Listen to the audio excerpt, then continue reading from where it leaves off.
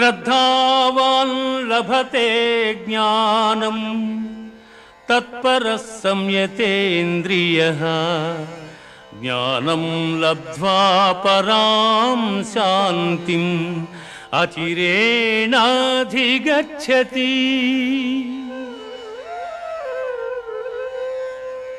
శ్రద్ధ ఇంద్రియ నిగ్రహము గలవాడు జ్ఞానమును పొందుటకు సమర్థుడగును.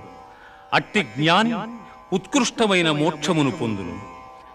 ఇది భగవద్గీత యందు బ్రహ్మ విద్యయను యోగశాస్త్రమున శ్రీకృష్ణుడు అర్జునునకు ఉపదేశించిన విషాద సాంఖ్య కర్మ జ్ఞానయోగములు సమాప్తము.